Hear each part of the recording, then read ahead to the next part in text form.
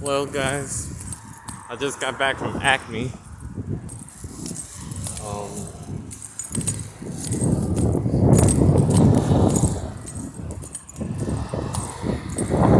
and it's funny. It is so funny. It's funny because I just left out of the store, and this clerk, her name is Felicia. She's a sister, by the way. She's a black woman, and I was like, "Bye, Felicia." When I said, like, have a nice day, but not not like not like Cube said, not like Cube, but but today's the day one, that I stop with this not listening and let go of the disrespect and undo this attitude that I don't have to fight it, so remember where I get it from. I realize now, and I remember now, that no means no. And when you're told to stop, you stop. I realize now that I was so out of control that I almost got sent to the Air Force. But thankfully, I got a job at Amazon. And thankfully, I'm about to sign up for iPod. I just need to tell Maria that I'm on my way to iPop and that as soon as the money is right, we'll come up with a payment plan. So I could either pay in full or, now's my time. I've been waiting 5 years for this moment. I realize now that the waiting is not in vain.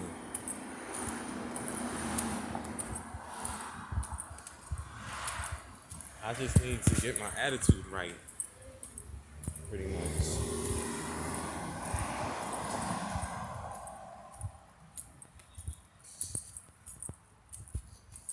Because now that I'm doing as I'm told, now that I started to listen to my mama and my pops,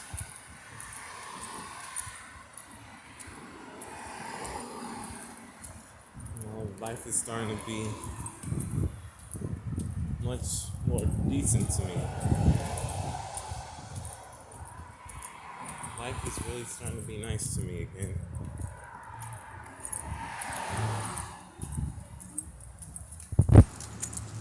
I didn't think I understood. I don't think I understood until life got so bitter.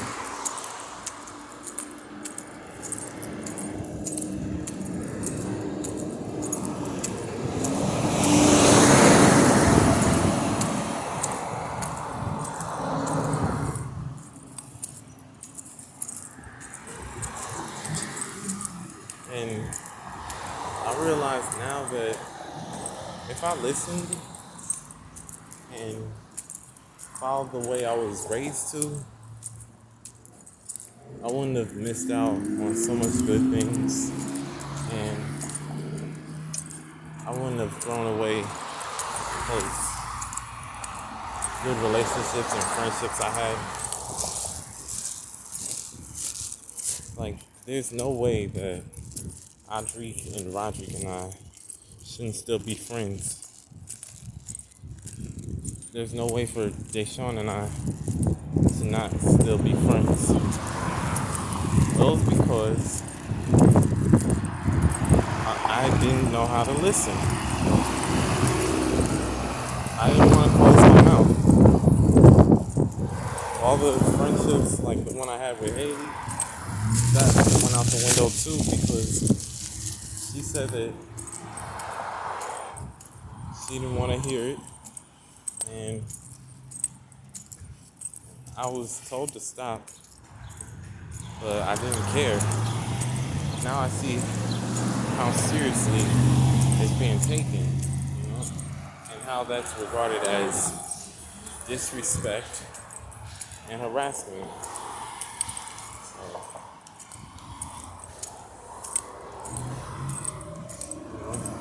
I should have started my personal journey 7 years ago, but I had so much vengeance behind me, and I really didn't care. So,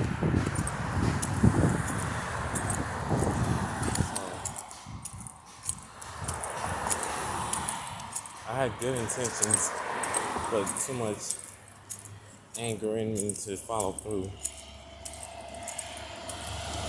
I've been deviled so many times, but each time I've beat myself up.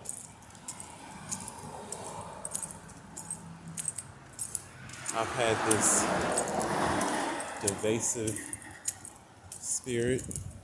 I've had such a contrary spirit. I was always going against what was approved.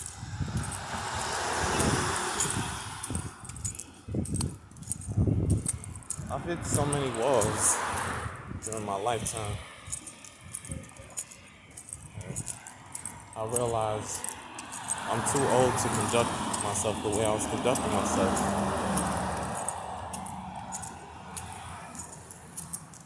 And that's why people have felt uncomfortable, and that's why I've had the police call on me so many times.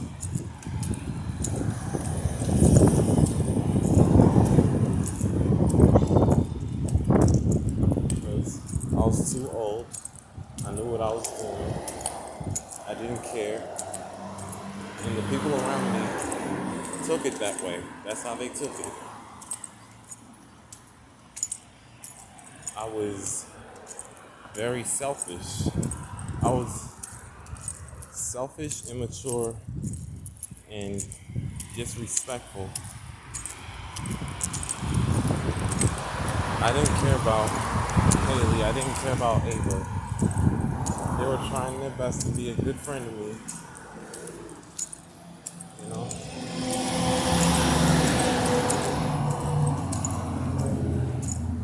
I also, on occasions, followed some people around,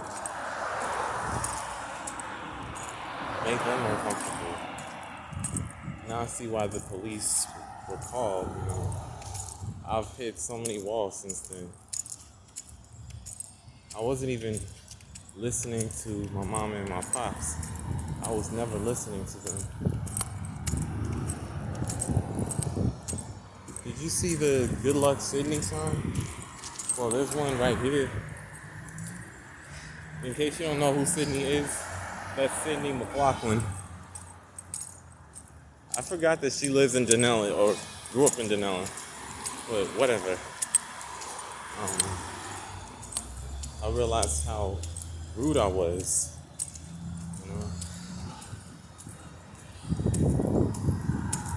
When you're told to stop or be quiet, doesn't matter what you're trying to say. You stop completely. It's the first time ever I've been listening, respecting, and honoring my mom and my pops. I know it's embarrassing. I started finally acting the way I was raised to. And realized acting like I have zero home training, so I end up missing out on so many great things.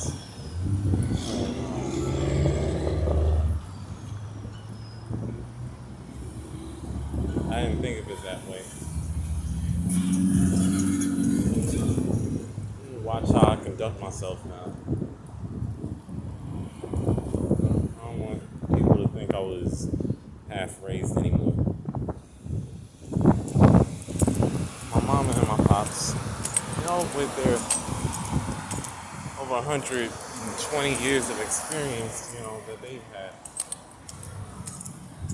put together.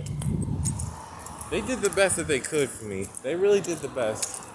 But I helped figure it out with the church that I go to, Maranatha in Chicago. My pastor's father and spiritual father as well. My pastor, Joanne Rosario. The church I go to, Rainfire in Atlanta, Georgia. At first I didn't understand the messages. Now I'm starting to take life more seriously, and I'm really starting to grow again because I'm back into the acting scene. I'm doing Elf Jr. now. And, that's one more thing under my belt before IPOP in January, where I'm going to receive discipline. They're going to work me so I can work with the best. I can work with Marissa Jarrett Winokur, get to work with, Stan Lathan, get to work with Rosie, I get to work with, Yvette Lee Bowser. Let's go with the black people. Mr. Ralph Farquhar. Even producers like Ronnie Jerkins right here in New Jersey. Yeah. I get to work with, Steve Lawrence, Kevin Bond. I get to work with the greats as soon as I get the discipline. I don't want to live in LA. I want to start my career in Atlanta, That's only 4 years from now, when I'm about 27. A bunch of great legends started their acting thing when they were 27. For example, Loretta Devine and Steve Harvey, They started when they were 27 years old,